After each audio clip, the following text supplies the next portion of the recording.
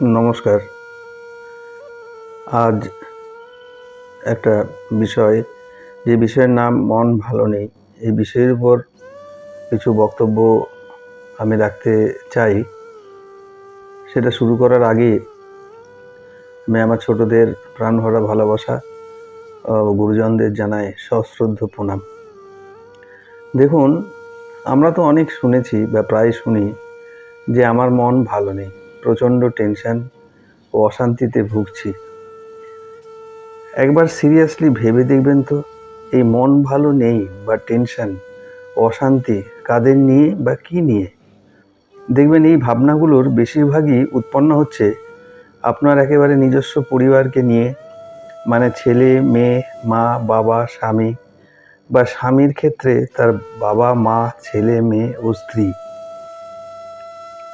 এগুলোর মানে অশান্তিগুলোর ডেপথ বা গভীরতা কিন্তু একটু কাছের আত্মীয় বা দূরে আত্মীয়দের ক্ষেত্রে শিথিল হচ্ছে, আরও দূর হলেও আরও শিথিল হচ্ছে, এবং সম্পর্কের একেবারে বাইরে হলে ওটাই খবর হচ্ছে। মানে ওখানে আগুন লেগেছে, ওখানে বন্যা হচ্ছে, এখানে ওখানে কোভিড ছড়িয়েছে, দাঙ্গা হাঙ্গামা হচ্ছে। এগুলোতে কেমন অশান্তি বা টেনশন হয় না? এগুলোতে তেমন অশান্তি বা টেনশন হয় না যদি না ওগুলো আমার দুয়ারে বা আমাকেও এফেক্ট করতে পারে। অন্যান্যদের জন্য সাময়িক দুঃখ কষ্ট হয়, কিন্তু টেনশন হয় না। মানে নিজের লোকদের জন্য টেনশন বা অশান্তি মাঝে মাঝে এত প্রবল হয় যে তখন আর কিছুই ভালো লাগে না। তখনই মনে দুঃখ আসে, কান্না আসে, হতাশা আসে, রাগ হয়, অন্যের উপর হিংসা হয়, সংসারে বিবাদ হয়, বাড়িতে অহেতুক অশান্তি হয়, নিজেদের লোকের উপর বিশ্বাস হারিয়ে যায়, পারিবারিক আক্রোশ তৈরি হয়, নিজেই নিজের লোকের সমালোচনায় মুখর হয়, সুখের আশায় সংসার ভাগ করতে ইচ্ছে হয়, বৃদ্ধ বাবা মাকেও বৃদ্ধাশ্রম বা অন্য কোথাও ফেলে আসতে মন হয়। মানে এগুলোও তো আমি কি হলে কি হয় বললাম, এখন দেখব কেন হয়। প্রথম কারণ হচ্ছে নিজের সামর্থ্যের বাইরে আকাঙ্ক্ষা,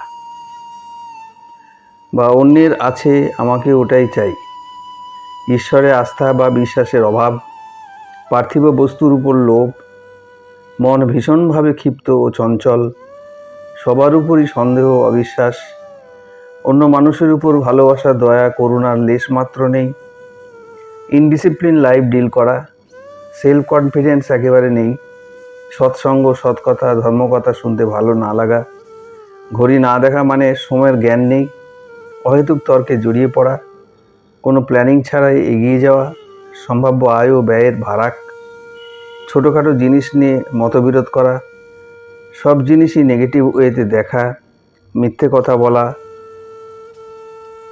অসৎ কাজে জড়িয়ে যাওয়া, মাতৃজাতির অবমাননা করা, অহংকার করা।